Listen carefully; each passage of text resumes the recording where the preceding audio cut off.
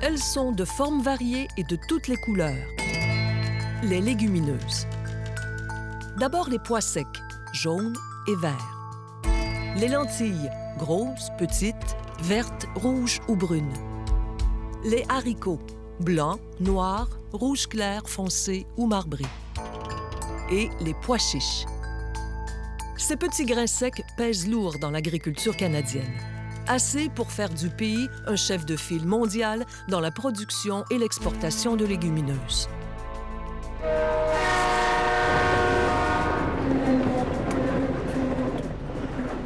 Terminal Wellington, Montréal. Le terminus des légumineuses en provenance des prairies. C'est le maillon avant l'exportation outre-mer. Donc, tout ce qui se passe, c'est une activité de camionnage pour les conteneurs qu'on va remplir pour exporter par le port de Montréal par la suite, ou des intermodales qui arrivent directement du rail de Winnipeg, Regina, Saskatoon, qui s'activent en arrière où est-ce qu'on va les transborder. En même temps, une autre partie des récoltes est manutentionnée dans ces installations de Vancouver. Ici, ce matin, ce sont des lentilles qui sont transbordées. Charles Raymond expédie la marchandise vers les Caraïbes, l'Europe, l'Asie et même l'Afrique. Toute une logistique du transport. Nous, ce qu'on fait, c'est qu'on s'assure de consolider les bons conteneurs pour remplir au bon moment avec les bons produits en fonction des clients qui utilisent nos services. Quittons Montréal, parce que pour parler des légumineuses, il faut se rendre dans l'ouest, dans les prairies. D'abord au Manitoba, dans les villages au sud, le long de la vallée de la Rivière-Rouge. Saint-Jean-Baptiste, Saint-Joseph, à côté Plum Coulee, Saint-Léon. Un saut aussi en Saskatchewan, dans le village de Bellegarde. Mais on commence l'histoire au Manitoba, dans la ville de Winnipeg. Un des premiers industriels des légumineuses a été le grand-père d'Yvan Sabourin. Oui, c'était plutôt des francophones de notre meilleure région qui ont commencé vraiment à établir ce marché-là.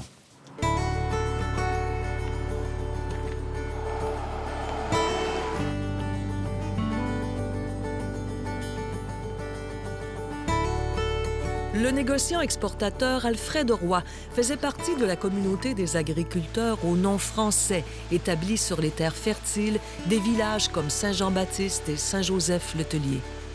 Ces familles sont les pionnières d'une nouvelle industrie. À l'époque, dans la vallée de la Rivière-Rouge, ce que je viens de, c'était plutôt le blé qui était la semence par tous les fermiers. Donc, pour diversifier les fermiers dans différents domaines, il a commencé à faire des contrats de poids pour le marché au Québec, principalement pour le sport poids. Début 80, le prix du blé est en baisse avec l'arrivée de nouveaux pays exportateurs, comme l'Argentine et l'Ukraine. Alors, de plus en plus de producteurs de céréales se tournent vers ces nouvelles cultures, les légumineuses. Très vite, les pois se vendent partout au pays et aux États-Unis. Puis, les producteurs récoltent des lentilles pour la France. Timide début de l'exportation. Là, on est rendu qu'on vend dans 75 pays dans le monde. Donc, vraiment, le Canada a vraiment pris la devance sur les exportations de légumineuses, certainement. Depuis 1991 seulement, la production canadienne a plus que quadruplé. Si les superficies de l'Ontario et du Québec ne représentent que 2 %, les prairies ont l'avantage des sols et du climat. Aujourd'hui, le gros des cultures se trouve en Saskatchewan. En 30 ans, la superficie ensemencée a fait un bond de 3 millions d'hectares. Le blé reste la première culture de l'Ouest, mais les superficies cultivées diminuent. En 1990, on comptait 14 millions d'hectares en culture, 10 millions en 2009. Et en 2015, il y avait 7 millions d'hectares cultivés.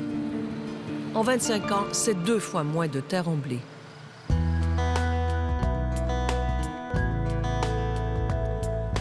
Qu'est-ce qu'il y a dans ce silo-là? Les numéro 57, c'est une des silos avec des pois qu'on a récoltés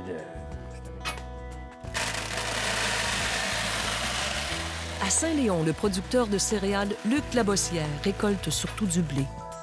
Mais depuis 30 ans, une partie de cette terre est cultivée en pois jaunes. Cette année, la récolte a été hâtive. Il a déjà fini. Les pois, c'est une culture qu'il aime bien. Je les sème pas tous les ans, mais à chaque fois qu'on a un beau printemps qui est idéal pour les semer, on envoie fort. Si on arrive au mois de juin, puis c'est trop trempe, là, on laisse faire, on fait d'autres choses. Le prix offert aux producteurs est variable. Il évolue en fonction des stocks mondiaux. Par exemple, en 2015, une maigre récolte de pois en Inde et une mauvaise météo en Australie ont entraîné une hausse des prix. Luc Labossière garde en stock un lot de sa récolte. Si la qualité est bonne, il vise le marché de la semence. Autrement, ils iront à l'usine pour l'exportation. Celle-là, elle a un petit peu de verdure, mais c'est pas méchant. Les peaux ne se détachent pas, donc ça peut être manutentionné quelquefois sans se briser encore parce que c'est fragile, les pois qui sont au sèche. Les moulins, ils aiment ça, qu'ils sont capables de les manœuvrer quelquefois avant de finalement les passer puis sans trop les craquer. À l'inverse du blé et du canola expédiés en vrac, les légumineuses créent de l'emploi. La première transformation se fait au pays, comme ici à Plum Coulee. En tout, 300 usines réparties dans des régions rurales. Le producteur Edwin Gunter vient tous les jours à l'usine décharger ses haricots.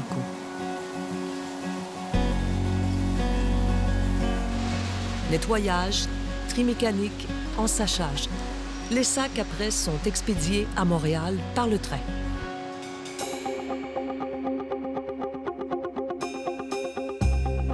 Plum Coulee, nous sommes sur les terres d'Edwin. À moins de 2 kilomètres, c'est le Dakota du Nord. La moitié de ces 3000 acres sont en haricots. Avant de commencer à récolter cette parcelle, il doit tester le degré d'humidité. Taking a hand sample for the beans that we are about to combine to see if we can proceed. Is it good? Yes, the moisture is it's showing 17.9, which is just about right. At 20%, the beans would not store, but between 15 and 18, they'll store very nicely. So it's ready? It's ready. The crop is ready to go. All the day? Yeah, we're going to go till midnight or more.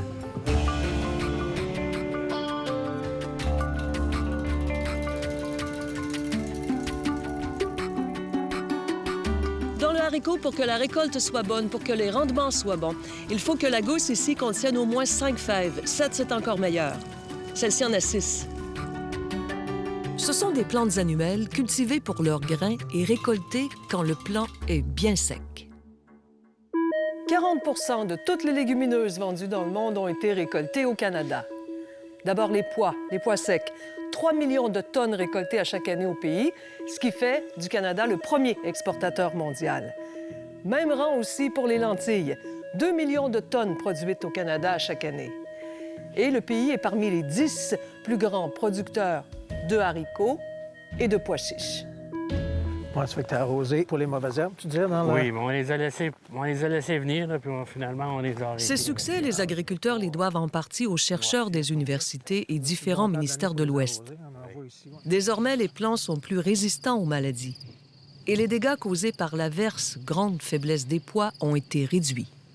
La tenue des pois comme telle, la structure des pois qui sont plus courtes, qui aident un peu à réduire l'averse, et aussi qui se tiennent debout plus facilement jusqu'à un certain point, qui est, comme dit, pour faciliter la récolte. Comme les légumineuses sont cultivées en alternance avec les céréales, elles viennent briser le cycle des maladies et des insectes dans la culture du blé, entre autres. L'alternance blé-légumineuse explique en partie la diminution des superficies en blé. L'importance du rôle des légumineuses dans la santé des sols est maintenant chose acquise. La rotation des cultures enrichit la terre. Les pois ou les légumineuses, c'est des produits, ils sont capables de manufacturer ou de fixer leur propre azote comme tel. Alors, l'année de production, tu n'as pas besoin de rajouter d'azote comme tel pour la culture.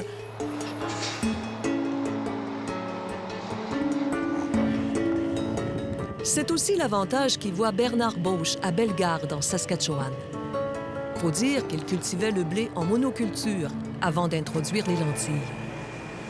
Ça bénéficie l'environnement d'une manière. Et puis l'année après, les lentilles lissent un peu pour la prochaine récolte. Alors, c'est pas juste le prix à la fin de l'année ou le retour, c'est un bénéfice dans ta terre. Parce que le terrain, c'est juste comme un animal vivant. Il faut que tu t'en occupes. Ça a une santé juste comme un autre, ça. L'ONU reconnaît dans les pois, les lentilles et les haricots un moyen de lutter contre la faim dans le monde. Bon marché et nutritifs pour les sols, les légumineuses sont une bonne source de protéines. En Amérique du Nord, la cuisine du monde les a rendues plus populaires. Il y a certaines variétés qui expandent. Les haricots noirs, comme exemple, il y a 20 ans, on ne mangeait pas des haricots noirs en Amérique du Nord. Seulement que les Mexicains mangeaient ça. Aujourd'hui, la croissance aux États-Unis, c'est incroyable, c'est les haricots noirs. Au pays, l'importance économique de la culture des légumineuses est un secret bien gardé, comme si elle avait lieu à l'ombre du blé et du canola. Les fermiers dans la Saskatchewan, comme exemple, le savent certainement, mais c'est pas quelque chose que... C'est pas un marché sexy. Les gens ne suivent pas l'agriculture, vraiment.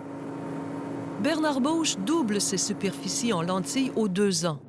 Et chaque fois étonné que toutes ces tonnes trouvent preneur. Oui, ça m'a surpris, puis je suis surpris qu'on peut tout le vendre. Ça, c'est une affaire que j'aurais pas pensé qu'il pourrait produire tant que ça, et puis que tant de monde serait confortable avec. Au cours des dernières années, la demande forte de grands pays comme l'Inde a favorisé le Canada. D'autres pays où les légumineuses sont un aliment de base, comme le Bangladesh et la Turquie, sont aussi des marchés importants. L'agronome Régent Picard croit que les producteurs peuvent continuer à miser sur les lentilles, les pois ou les haricots. C'est toutes des cultures qui ont commencé, qui ont pris de l'ampleur ici, qui sont bien établies, oui. Les pois jaunes exportés de Luc Labossière iront sans doute en Inde ou peut-être en Chine.